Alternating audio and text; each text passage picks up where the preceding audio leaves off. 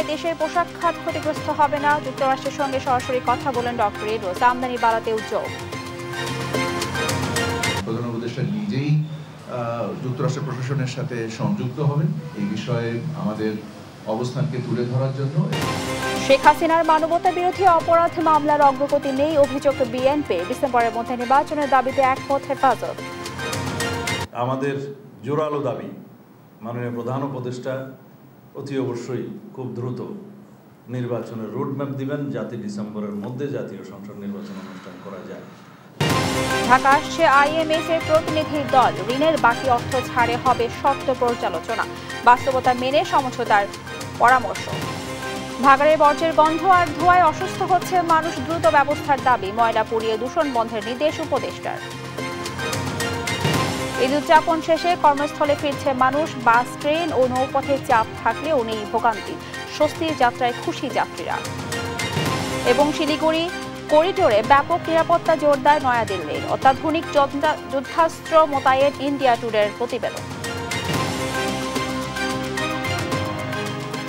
সংবাদদাতা দেখছিলেন সংবাদ শিরোনাম, সঙ্গে আছি আমি রাবিয়া ইসলাম স্নেহা। এবার বিস্তারিত। বাংলাদেশি পণ্যের উপর যুক্তরাষ্ট্রের বাড়তি শুল্ক আরোপ নিয়ে ভয় পাওয়ার কিছু নেই। যুক্তরাষ্ট্রের এমন সিদ্ধান্ত আকস্মিক নয়, এটি আগ থেকেই জানত সরকার, এমনটি জানিয়েছেন প্রধান উপদেষ্টার high representative doctor Khalilur Rahman. আর বাণিজ্য উপদেষ্টা বলেছেন, বিষয়টির সমাধানে যুক্তরাষ্ট্রের প্রতিনিধিদের সঙ্গে সরাসরি কথা বলবেন প্রধান উপদেষ্টা। বলেন, বাণিজ্য ঘাটতি কমাতে আমদানি বাড়ানো হবে। শনিবার শুল্ক আরোপ বিষয়ে প্রধান উপদেষ্টার জরুরি বৈঠক শেষে সংবাদ সম্মেলনে এসব কথা বলেন তারা। তারেক মাহমুদ সুজনের রিপোর্ট। শনিবার সন্ধ্যায় বাংলাদেশি পণ্যে যুক্তরাষ্ট্রের নতুন শুল্কারোপ বিষয়ে জরুরি বৈঠক ডাকেন প্রধান উপদেষ্টা ডক্টর মোহাম্মদ ইউনূস। বৈঠক শেষে সাংবাদিকদের সঙ্গে কথা বলেন বাণিজ্য উপদেষ্টা শেখ বশিরউদ্দিন ও প্রধান উপদেষ্টার high representative doctor Khalilur Rahman. প্রধান উপদেষ্টার high representative doctor Khalilur Rahman বলেন, ভয় পাওয়ার কিছু নেই। যুক্তরাষ্ট্রের এমন সিদ্ধান্ত আকস্মিক নয়, এটি আগ থেকেই জানত সরকার। প্রধান উপদেষ্টার নির্দেশে এ বিষয়ে ফেব্রুয়ারি থেকেই যুক্তরাষ্ট্রের সঙ্গে নিবিড় আলোচনায় রয়েছে সরকার। এর জন্য আমি শুরুতে বলেছি, আমাদের এখানে ভয় পাওয়ার কিছু নাই, আতঙ্কিত হওয়ার কিছু নাই। We are in very good hands. আমরা এই মুহূর্তেও তাদের সঙ্গে নিবিড় আলোচনাতে আছি। আগামী 1-2 দিন আমাদের এই আলোচনা চলবে এবং আমরা আমাদের তরফ থেকে আমাদের যে রিঅ্যাকশন সেটা যুক্তরাষ্ট্র কর্তৃপক্ষের সঙ্গে নিবিড় আলোচনার মাধ্যমে তাদেরকে পাঠাবো। প্রধান উপদেষ্টা সরাসরি যুক্তরাষ্ট্রের প্রশাসনের সঙ্গে যোগাযোগ করবেন বলে জানান বাণিজ্য উপদেষ্টা। বলেন, বাণিজ্য ঘাটতি কমাতে আমদানি বাড়ানো যেতে পারে। প্রধান উপদেষ্টা নিজেই যুক্তরাষ্ট্র প্রশাসনের সাথে সংযুক্ত হবেন এই বিষয়ে আমাদের অবস্থানকে তুলে ধরার জন্য, এবং আমরাও সংশ্লিষ্ট যুক্তরাষ্ট্রের যে বিভাগগুলো রয়েছে, ইনক্লুডিং আমাদের এমবেসি ইন আমেরিকা এবং আমেরিকান এমবেসি ইন বাংলাদেশ, আমরা তাদের সাথে সংশ্লিষ্ট রয়েছি। আমরা এখানে সম্ভাবনাও দেখছি, আর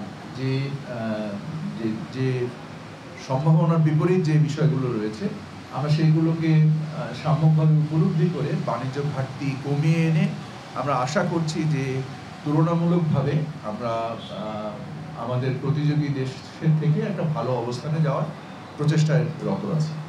বাংলাদেশি পোশাকের বৈচিত্র্য ও মানের ফলে এই খাত ক্ষতিগ্রস্ত হবে না বলেও আশা প্রকাশ করেন তিনি।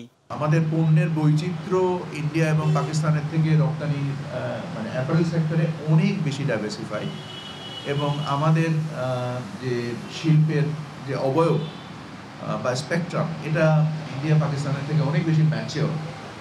সো আমরা মনে করি যে এটা বরং আরো সম্ভাবনার দুয়ার খুলে দিতে পারে। ব্যবসায়ী ও সংশ্লিষ্ট অন্যান্যদের সঙ্গে আলাপ আলোচনা করে চূড়ান্ত সিদ্ধান্ত নেওয়া হবে বলেও এ সময় জানান তারা। যে আন্তর্জাতিক গ্রহণযোগ্যতা সেটাকে। তারেক মাহমুদ সুজন, দেশ টিভি, ঢাকা। ডিসেম্বরের মধ্যে জাতীয় নির্বাচন আয়োজনের দাবিতে একমত বিএনপি ও হেফাজত ইসলাম। সেজন্য দ্রুত নির্বাচনী রোডম্যাপ দেওয়ার দাবি জানিয়েছেন বিএনপির স্থায়ী কমিটির সদস্য সালাহউদ্দিন আহমেদ। একই সঙ্গে জুলাই আন্দোলনে মানবতা বিরোধী অপরাধ মামলার বিচার দ্রুত শুরু করতে ট্রাইব্যুনালের সংখ্যা বাড়ানোর দাবিও জানান তিনি। জান্নাতুল মোহনার রিপোর্ট। শনিবার সন্ধ্যায় গুলশানে বিএনপি চেয়ারপারসনের রাজনৈতিক কার্যালয়ে লিয়াজো কমিটির সঙ্গে বৈঠক করেন বিএনপি মহাসচিব মির্জা ফখরুল ইসলাম আলমগীর, স্থায়ী কমিটির সদস্য সালাউদ্দিন আহমেদ এবং হেফাজত ইসলামের মহাসচিব সহ অন্যান্য নেতারা। বৈঠক শেষে বিএনপির স্থায়ী কমিটির সদস্য সালাউদ্দিন আহমেদ জানান, দৃশ্যমান অগ্রগতি নেই আন্তর্জাতিক অপরাধ ট্রাইব্যুনালের। সংখ্যা এবং লোকবল বৃদ্ধির পাশাপাশি বিভাগীয় পর্যায়ে ট্রাইব্যুনাল গঠনের উদ্যোগ সরকারকে নিতে হবে। আন্তর্জাতিক অপরাধ ট্রাইব্যুনালের সংখ্যা বৃদ্ধি করা হোক, আন্তর্জাতিক অপরাধ ট্রাইব্যুনালের জনবল এবং লজিস্টিক সাপোর্ট বৃদ্ধি করা হোক, প্রসিকিউশন টিম, তদন্ত টিম এবং অন্যান্য সাপোর্ট বৃদ্ধি করা হোক। প্রয়োজনে বিভাগীয় পর্যায়ে ট্রাইব্যুনাল স্থাপন করা যায় কিনা সেটা পরীক্ষা করে দেখা যেতে পারে। এই সময় তিনি অভিযোগ করেন, বিভিন্ন মহল থেকে নির্বাচন পেছানোর পায়তারা চলছে। সংস্কারের পাশাপাশি ডিসেম্বরের মধ্যে নির্বাচন দেবার বিষয়ে একমত বিএনপি এবং হেফাজত। ডিসেম্বরের মধ্যে জাতীয় সংসদ নির্বাচনের জন্য মাননীয় প্রধান উপদেষ্টা আমাদেরকে আশ্বস্ত করেছিলেন, জাতির সামনে অনেকবার বলেছেন, কিন্তু প্রায় সময় দেখা যাচ্ছে কিছুদিন পর পর ডিসেম্বর থেকে জুনের থেকে ডিসেম্বরে এরকম একটা শিফটিং দেখা যাচ্ছে এবং বিভিন্ন মহল থেকে নির্বাচন বিলম্বিত করারও বিভিন্ন রকমের পায়তারা আমরা লক্ষ্য করছি। আমাদের জোরালো দাবি, মাননীয় প্রধান উপদেষ্টা অতি অবশ্যই খুব দ্রুত নির্বাচনের রোডম্যাপ দিবেন, যাতে ডিসেম্বরের মধ্যে জাতীয় সংসদ নির্বাচন অনুষ্ঠান করা যায়। সেই দাবির সাথে ওনারা একমত হয়েছেন এবং সেই জন্য তারা হেফাজত ইসলাম বাংলাদেশ এবং তার অন্তর্ভুক্ত রাজনৈতিক দলসমূহের পক্ষ থেকে তারা যথাযথ কর্মসূচি প্রণয়ন করবেন কিনা ওনারা এটা চিন্তা করে দেখবেন। গণহত্যার দায়ে আওয়ামী লীগের বিচারের বিষয়ে হেফাজত ও বিএনপি নেতা একমত বলেও জানান এ নেতা। হেফাজত ইসলাম বাংলাদেশের জান্নাতুল মোহনা, দেশ টিভি, ঢাকা। ফ্যাসিবাদীদের বিচার নিশ্চিত সহ প্রয়োজনীয় সংস্কার শেষে দ্রুত জাতীয় নির্বাচনের দাবি জানিয়েছেন জামায়াতে ইসলামের সহকারী সেক্রেটারি জেনারেল মাওলানা রফিকুল ইসলাম খান। শনিবার দুপুরে বগুড়ার শহীদ টিটু মিলনায়তনে ছাত্র শিবিরের সাবেক নেতাকর্মীদের প্রীতি সমাবেশে এ দাবি জানান তিনি। এ সময় বিগত সরকারের সংস্কার করা সংবিধানে যারা আস্থা রাখতে চান তাদের করা সমালোচনা করেন মাওলানা রফিক। এছাড়াও কারাগারবন্দি ACM আজহারুল ইসলামের দ্রুত মুক্তিও দাবি করেন তিনি। ভারত বাংলাদেশ দ্বিপক্ষীয় আলোচনা দেশের জন্য ভালো কিছু বয়ে আনবে বলে মন্তব্য করেছেন জাতীয় party BJP chairman barrister Andalib Rahman Partha. তিনি বলেন, মোদি এবং ইউনূস সরকারের মধ্যে গুরুত্বপূর্ণ আলোচনা হয়েছে যা দেশের জন্য ইতিবাচক। শনিবার দুপুরে ঢাকা সিটির সাবেক মেয়র নাজিউর রহমান মঞ্জুর 17তম মৃত্যুবার্ষিকীতে নিজ নির্বাচনী এলাকা ভোলায় যান তিনি। এ সময় ডিসেম্বরের মধ্যে নির্বাচনের বিষয়ে আশাবাদ ব্যক্ত করেন পার্থ।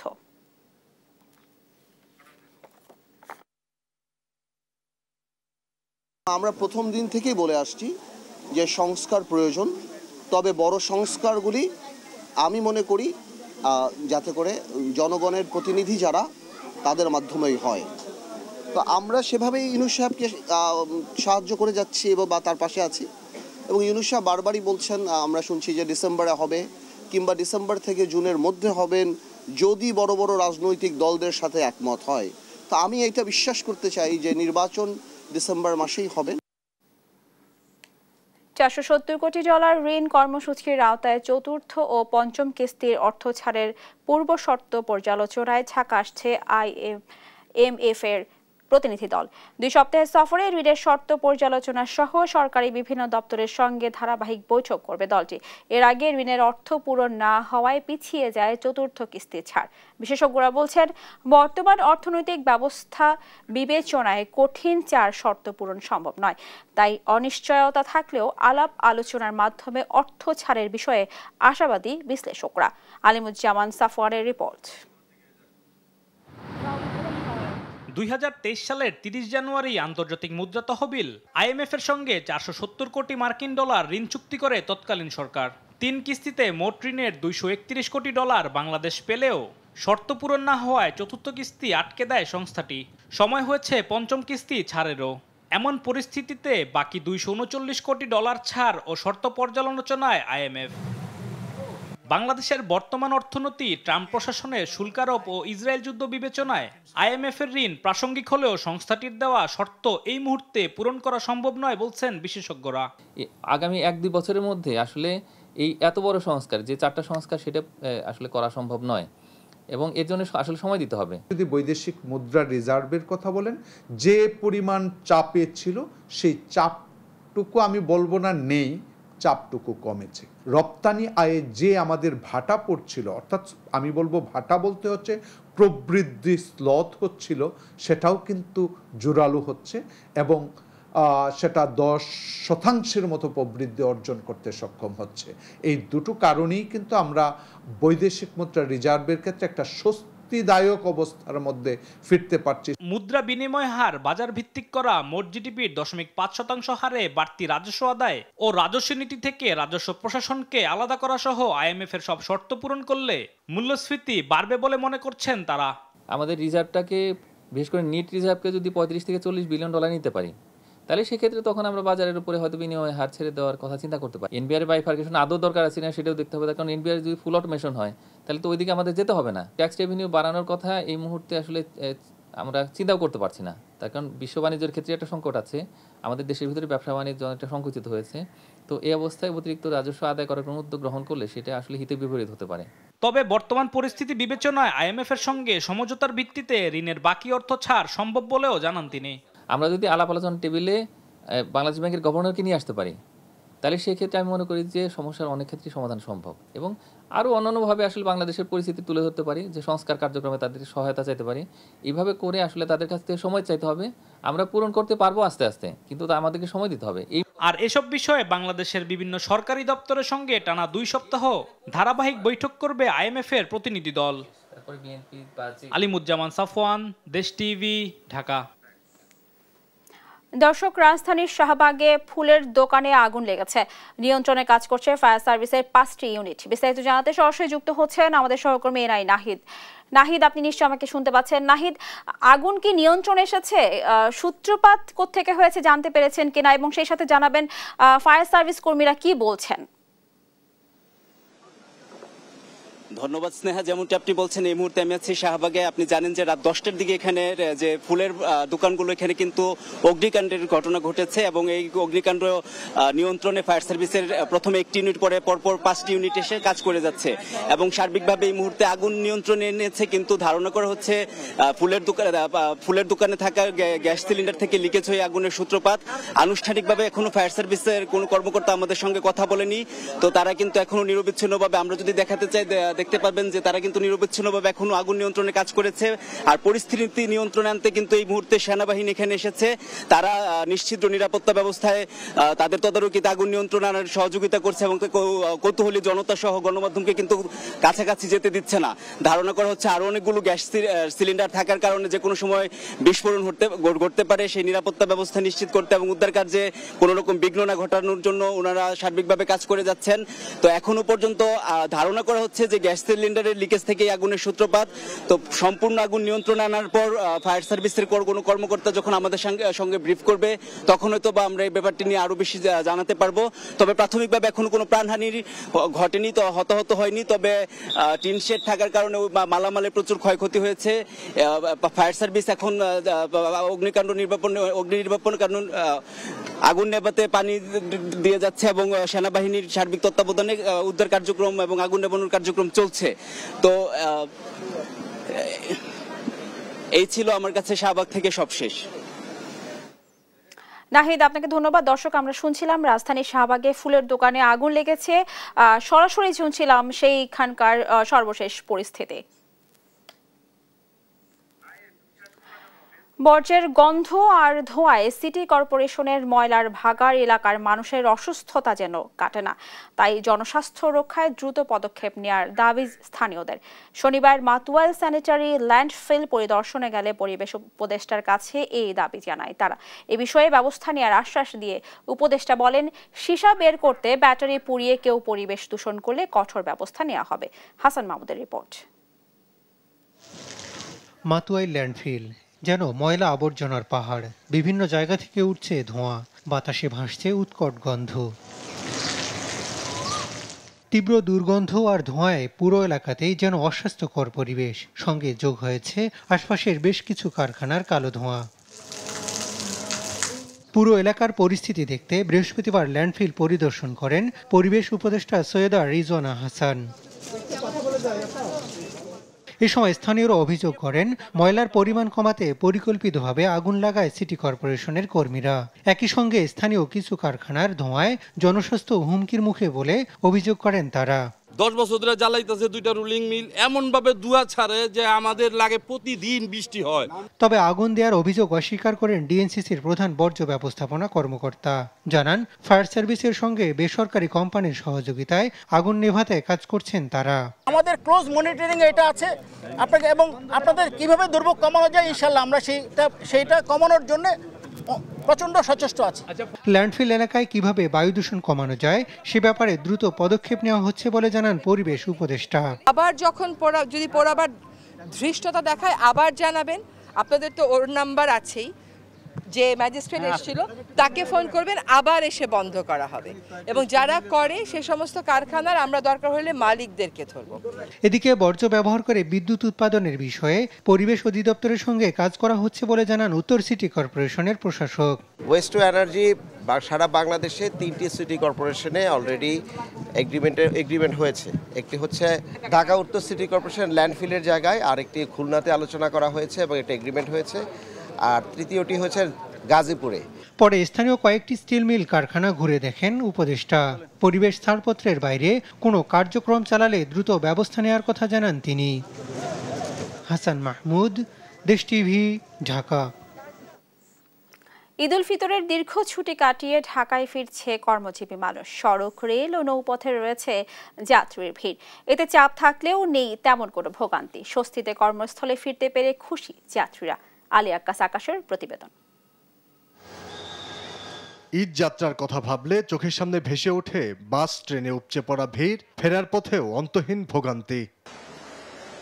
তবে ব্যতিক্রম চিত্র ধরা পড়ে এবারের ঈদে। রাজধানী ছাড়ার মতোই ফেরাও এবার স্বস্তিদায়ক। তবে ঢাকায় ঢোকা যানবাহনের চাপে শনিবার সকাল থেকেই সাইদাবাদ এলাকায় সৃষ্টি হয় যানজট। যেখানে সেখানে গাড়ি থামিয়ে যাত্রী নামানোর কারণে তৈরি হচ্ছে গাড়ির দীর্ঘ সারি। কিছু ক্ষেত্রে অতিরিক্ত ভাড়া আদায়ের অভিযোগ পেলেও সার্বিকভাবে ভোগান্তি নেই বলে জানান যাত্রীরা। ভাড়া হচ্ছে কিছুটা বেশি রাখছে, কিন্তু অন্য সব ব্যাপারে আর কোনো সমস্যা হয়নি। রাস্তা পুরাই যানজট মুক্ত। টিকিট পেতে কোনো সমস্যা হয় নাই, আলহামদুলিল্লাহ টিকিট পেয়েছি, কিন্তু প্রচুর দাঁড়ানো লোক ছিল এবং ছাদের উপরে লোক ছিল। তেমন কোনো ভোগান্তি দেখলাম না আর কি। যে আমরা যে ট্রেনটা এসে আসলাম, খুলনা থেকে সকাল 6টায় ছাড়ে, আমি সিঙ্গিয়া থেকে উঠছি 6:55, এই যে নামলাম। ট্রেন যুগেও রাজধানীতে ফেরা নিয়ে সন্তোষ প্রকাশ করে যাত্রীরা। জানান, ট্রেন যাত্রায় ভিড় থাকলেও সময় মতো ছেড়ে আসে সব ট্রেন। আমার লাইফের ট্রেন যাত্রায় সবচেয়ে ভালো জার্নি করছি এবার, কারণ অন্যান্য সময় এতগুলো ট্রেন থাকে না, ঈদের স্পেশাল ট্রেন, এবং টাইমলি আপ ডাউন করতে পারছি, খুবই ভালো লাগছে। নদীপথে ভোর থেকেই সদরঘাটে ভিড়ছে দক্ষিণাঞ্চলের যাত্রী বোঝাই লঞ্চ। অন্যান্য সময়ের তুলনায় এবার কম ছিল ভবঘুরে ও কুলিদের আনাগোনা। লঞ্চ যাত্রায় ফেরা নিয়েও যাত্রীদের কণ্ঠে ছিল স্বস্তি। যে নরমাল যে ভাড়া ছিল আজকে সেম ভাড়াটাই, কয়েকদিন আগে ছিল বেশি, কিন্তু আজকে সেম ভাড়াটাই নিচ্ছে। অনেক সুস্থ শান্তি পাবে আর কি, কোনো ঝামেলা। এছাড়া আইন শৃঙ্খলা রক্ষাকারী বাহিনীর সরব উপস্থিতির কারণে এবার চুরি ছিনতাইয়ের ঘটনাও কম ঘটেছে। আলী আক্কাস আকাশ, দেশ টিভি, ঢাকা। দিনভর অস্বস্তিকর গরমের পর শনিবার সন্ধ্যায় রাজধানী ঢাকায় ধুলোর ঝড়, দমকা হাওয়া ও বজ্রপাতের সঙ্গে নামে বৃষ্টি। এতে কিছুটা স্বস্তি ফেরে নগরবাসীর মাঝে। সন্ধ্যা 6:30 থেকে 7টার মধ্যে ঘন্টায় 40 কিলোমিটার বেগে হালকা থেকে মাঝারি ধরনের বজ্রঝড় ঢাকার উপর দিয়ে অতিক্রম করে। আবহাওয়াবিদ আবুল কালাম মল্লিক জানান, এ সময় ঢাকায় দমকা হাওয়া, বজ্রঝড় ও বৃষ্টিপাত হয়, যার ফলে তাপমাত্রা অনেকটাই কমে আসে। নারায়ণগঞ্জের লাঙ্গলবন্দে ব্রহ্মপুত্র নদীর তীরে মহাতীর্থ অষ্টমী স্নান উৎসবে ঢল নেমেছে লাখো ভক্তের। পাপ মুক্তির আশায় দেশ বিদেশের লাখো ভক্ত নামে পুণ্য স্নানে। উৎসব ঘিরে ছিল কড়া নিরাপত্তা। স্নান উৎসব পরিদর্শন করে স্বরাষ্ট্র উপদেষ্টা জাহাঙ্গীর আলম চৌধুরী বলেন, বাংলাদেশের মতো এমন সম্প্রীতির নজির আর কোথাও নেই। এছাড়াও পুণ্যস্নান আয়োজন হয় কুড়িগ্রাম, টাঙ্গাইল, জামালপুর সহ বিভিন্ন জেলায়। সহকর্মীদের তথ্য ছবিতে জানাচ্ছেন নুসরাত শোভা। শুক্লপক্ষের অষ্টমী তিথিতে নারায়ণগঞ্জের লাঙ্গলবন্দে সকাল থেকেই ঢল নামে লাখো পুণ্যার্থী। পাপ মোচনের আশায় পুণ্য স্নানে নামেন তারা। ব্রহ্মপুত্র নদের তীরে শনিবার মহাষ্টমী স্নানোৎসবে অংশ নেন ভারত, নেপাল, ভুটান সহ বিভিন্ন দেশের ভক্তরাও। তাদের বিশ্বাস, অষ্টমী স্নানে পাপ মোচন হয়।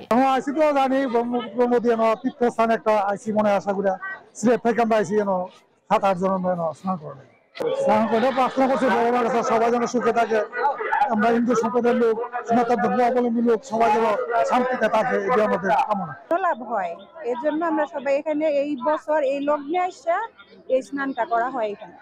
দুপুরে উৎসবস্থল পরিদর্শনে আসেন স্বরাষ্ট্র উপদেষ্টা লেফটেন্যান্ট জেনারেল অবসরপ্রাপ্ত জাহাঙ্গীর আলম চৌধুরী। তিনি বলেন, বাংলাদেশ সাম্প্রদায়িক সম্প্রীতির দৃষ্টান্ত। বাংলাদেশের মতো এত সম্প্রদায় সম্প্রীতি কোথাও নাই। এখানে আমাদের হিন্দু, মুসলমান, বৌদ্ধ, খ্রিস্টান সব ভাই বোনেরা কিন্তু একসাথে আসছে। বিদেশি মিডিয়াও অনেক সময় চায় যে একটা মিথ্যা সংবাদ দিতে, বাট আপনারা সত্যি সংবাদ দিয়ে তাদের এটা আপনারা কাউন্টার করবেন এবং তাদের সেই সময় তাদের মুখে চুনকালি পড়বে। টাঙ্গাইলের ভুয়াপুরে মহাষ্টমীতে পুণ্যার্থীরা পাপমোচন, মনোবাসনা ও মঙ্গল কামনায় যমুনা নদীতে স্নানোৎসব পালন করেন। কুড়িগ্রামের চিলমারির ব্রহ্মপুত্র নদেও ঢল নামে পুণ্যার্থীদের। জামালপুর ও নেত্রকোনায় এদিন স্নান উপলক্ষে আয়োজন হয় মেলার। নুসরাত শোভা, নিউজ ডেস্ক, দেশ টিভি। ঈদের ষষ্ঠ দিনেও ঢাকার বিনোদন কেন্দ্রগুলোতে ভিড় করছে মানুষ। চিড়িয়াখানায় আজও ছিল শিশু সহ নানা বয়সী মানুষের ভিড়। শিশু মেলা, হাতের ঝিল সহ নানা জায়গাতেও ঘুরছেন তারা। শুধু ঢাকাবাসী নয়, আশপাশের বিভিন্ন এলাকা থেকেও এসেছেন অনেকে। শিশু সহ ছোটদের আনন্দে খুশি অভিভাবকরা। সাবরিনা মজুমদারের রিপোর্ট। শনিবার সকাল 10টা মিরপুর জাতীয় চিড়িয়াখানার প্রধান ফটকে দর্শনার্থীর এমন ভিড় দেখে বোঝার উপায় নেই এটি ঈদের ষষ্ঠ দিনের চিত্র। প্রধান ফটক খুলতেই দর্শনার্থীর পদচারণায় মুখর হয়ে ওঠে চিড়িয়াখানা। শিশুদের বিচিত্র সব প্রাণীর সঙ্গে পরিচয় করিয়ে দেন অভিভাবকরা। সামনাসামনি বিভিন্ন প্রজাতির প্রাণী দেখে উচ্ছ্বসিত শিশুরা। প্রাণী জগতের অজানাকে জানার আগ্রহ থেকে এসেছেন অনেকে। বানর, সিংহ, হরিণ, বাঘ দেখতে আগ্রহ বেশি শিশুদের। আমি দেখেছি বানর, বাঘ, সিংহ, আমি দেখেছি সাপ। বইয়ে তো দেখি, বইয়ের ভিতরে সামনাসামনি দেখলে আর সুন্দর লাগে। চিড়িয়াখানা বিশেষ করে বাচ্চাদের সাথে পশু পাখিদের পরিচয় করার জন্য। পশুর সংখ্যা খুবই কম, আরেকটু বাড়ালে আরেকটু ভালো লাগবে। এদিকে বিনোদন কেন্দ্র শিশুমেলার চিত্র অভিন্ন। বাবা মায়ের সঙ্গে ঘুরছে শিশুরা। রাইডে উঠে উচ্ছ্বসিত অনেকে। ছোটদের আনন্দে খুশি অভিভাবকরা। আসলে বাচ্চারা তো শহর কেন্দ্রিক, ওরা স্কুলের বন্ধ পায় না অ্যাভেলেবেল, আর বন্ধের সময়গুলো যদি একটু বিনোদন না হয় ওরা তো সারাক্ষণ বাসার ভিতরেই থাকে। ঘোড়ায়ও, দোলনায়ও সব কিছুতেই ওঠার ইচ্ছা আছে। আমার ডলফিনে চড়তে অনেক ভালো লাগছে।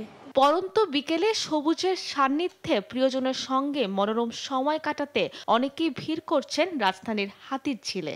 হাতির ঝিলের জায়গাটা অনেক সুন্দর এবং এখানের আবহাওয়াটাও মোটামুটি অনেক ভালো, অনেক বাতাস, তাই আর কি। নিত্যদিনের কর্মক্লান্তি আর একঘেয়ে জীবন থেকে ফুরসত পেয়ে উচ্ছ্বসিত নগরবাসী। সাবরিনা মজুমদার, দেশ টিভি, ঢাকা। এবার আন্তর্জাতিক প্রসঙ্গ। সম্ভাব্য হুমকি মোকাবেলায় শিলিগুড়ি করিডরে অত্যাধুনিক যুদ্ধাস্ত্রের পাশাপাশি S-400 ক্ষেপণাস্ত্র মোতায়েন করেছে ভারতের সামরিক বাহিনী। ভারতের গণমাধ্যম ইন্ডিয়া টুডে বলছে, 7 সিস্টার নিয়ে চীনের সঙ্গে বাংলাদেশের আলোচনার পর অঞ্চলটির নিরাপত্তায় এমন পদক্ষেপ নিয়েছে দিল্লি। অরবিদ আফসারের রিপোর্ট। সম্প্রতি অন্তর্বর্তী সরকারের প্রধান উপদেষ্টা ডক্টর মোহাম্মদ ইউনুসের দিকে বন্ধুত্বের হাত বাড়িয়েছেন চীনের প্রেসিডেন্ট শি জিনপিং। ভারতের 7 সিস্টার্স নিয়ে কথা বলেছেন দুই দেশের নেতা। ঢাকা ও বেইজিংয়ের এমন সম্পর্ক ভারতের প্রধানমন্ত্রী নরেন্দ্র মোদীর কপালে ফেলেছে দুশ্চিন্তার ছাপ। সেই জের ধরে এবার বাংলাদেশের বিরুদ্ধে উস্কানিমূলক ব্যবস্থা গ্রহণ করেছে ভারত। বহুল আলোচিত চিকেন স্নেক খ্যাত শিলিগুড়ি করিডোরে ব্যাপক নিরাপত্তা ব্যবস্থা জোরদার করেছে নয়াদিল্লি। ভারতীয় গণমাধ্যম ইন্ডিয়া টুডে বলছে, অত্যাধুনিক যুদ্ধাস্ত্রের পাশাপাশি বসানো হয়েছে ক্ষেপণাস্ত্র। সংবাদ মাধ্যমটি আরও বলছে, শিলিগুড়ি করিডোরকে নিজেদের শক্তিশালী প্রতিরক্ষা লাইন হিসেবে মনে করে ভারতীয় সেনাবাহিনী, যার জন্য কয়েক স্তরে নিরাপত্তা ব্যবস্থা মোতায়েন করেছে তারা। হাসিমারা বিমান ঘাঁটিতে রাফাল যুদ্ধবিমানের একটি স্কোয়াড্রন মোতায়েন করার পাশাপাশি সম্ভাব্য হুমকি মোকাবেলায় বসানো হয়েছে S-400 ক্ষেপণাস্ত্র। আঞ্চলিক হুমকির বিরুদ্ধে সতর্ক অবস্থানে রয়েছে Bharat. Belt and road initiative BRI এর মাধ্যমে বাংলাদেশে চীনের ক্রমবর্ধমান উপস্থিতি ও বাংলাদেশের অন্তর্বর্তীকালীন সরকারের প্রধান উপদেষ্টা মোহাম্মদ ইউনূসের সাম্প্রতিক মন্তব্য নিবিড়ভাবে পর্যালোচনা করছে নয়াদিল্লি। বেইজিংয়ের সঙ্গে ঢাকার সুসম্পর্ক নয়াদিল্লির জন্য শিলিগুড়ি করিডোরের নিরাপত্তার বিষয়ে চ্যালেঞ্জ তৈরির সম্ভাবনা দেখছেন ভারতীয় নিরাপত্তা বিশেষজ্ঞরা। তবে শিলিগুড়ি করিডোরের বিষয়ে এখন পর্যন্ত কোনো মন্তব্য করেনি বাংলাদেশ। আরবিদ আফসার, নিউজ ডেস্ক, দেশ টিভি। ঈদের ছুটি শেষে মিরপুর একাডেমি মাঠে অনুশীলন করছেন ক্রিকেটাররা। রোববার মাঠের খেলার আগে নিজেদের ঝালিয়ে নিচ্ছেন তারা। এদিকে T20 জাতীয় দলের নেতৃত্বের সম্ভাবনা নিয়ে গণমাধ্যমের সঙ্গে কথা বলেন বিসিবির সাবেক পরিচালক খালেদ মাহমুদ সুজন। রাফিউল ইসলাম রাতুলের রিপোর্ট। ঈদের ছুটি কাটিয়ে মিরপুরের একাডেমি মাঠে অনুশীলনে ফিরেছে ঘরোয়া ক্রিকেটের এক ঝাঁক ক্রিকেটার। শনিবার সকাল থেকে দুপুর পর্যন্ত 2 সেশনে অনুশীলন করে টেবিল টপার আবাহনী ও তলানিতে থাকা শাইনপুকুর ক্রিকেট ক্লাব। রবিবার বিকেএসপির মাঠে সকাল 9টায় মুখোমুখি হবে দুদল। একই মাঠে শনিবার অনুশীলন করে আরও 4টি দল। মোহামেডান, প্রাইম ব্যাংক, গুলশান ও ধানমন্ডি ক্লাবের ক্রিকেটারে ভরপুর ছিল পুরো মাঠ। রোববার সকাল 9টায় নিজ নিজ ম্যাচে মুখোমুখি হবে এ 4 দল। মিরপুরে গণমাধ্যমের মুখোমুখি হন বিসিবির সাবেক পরিচালক খালেদ মাহমুদ সুজন। বাংলাদেশ T20 দলের নেতৃত্বের সম্ভাব্য তালিকায় থাকা ক্রিকেটারদের নিয়ে কথা বলেন তিনি। দারুণভাবে আমি মনে করি সেটা সবচেয়ে বড় কথা। লিটন যদি পুরো প্রথম একাদশে প্রথম থেকে খেলে সেটা সবচেয়ে বড় জিনিস। আমি মনে করি যদিও খেলে তাহলে এটা এবং যদি খেলায় ভূমিকা রাখতে পারে ম্যাচ জেতানোর জন্য তাহলে দারুণ একটা ব্যাপার হবে। সেটাও দলের জন্য এবং লিটনের জন্য একটা বিরাট বড় কনফিডেন্ট বিল্ড আপের জায়গা হবে। এদিকে আগামী 11 এপ্রিল শুরু হবে পাকিস্তান সুপার লিগ। সাফল্যের ধারাবাহিকতায় বাংলাদেশ থেকে এবার ডাক পেয়েছেন নাহিদ রানা, লিটন দাস ও রিশাদ হোসেন। রোববার প্রাইম ব্যাংকের হয়ে DPL খেলে PSL এ যোগ দেবেন রিশাদ। PSL এ যাচ্ছি, এটা আমার জন্য অনেক অপরচুনিটি এবং আমার ফিউচারের জন্য ভালো এবং বাংলাদেশ ক্রিকেটের জন্য ভালো। তো আমি চেষ্টা করব যে এখান থেকে যতটুকু নেওয়া যায় এবং বাংলাদেশকে যতটুকু যাওয়া যায়। দ্বিতীয় সর্বোচ্চ গোল্ডেন ক্যাটাগরিতে 60 লাখ টাকা পারিশ্রমিকে পেসার নাহিদ রানাকে দলে নিয়েছে পেশোয়ার জালমি। এছাড়া সিলভার ক্যাটাগরি থেকে লিটনকে করাচি কিংস ও রিশাদ হোসেনকে খেলতে দেখা যাবে লাহোর কালান্দার্সের হয়ে।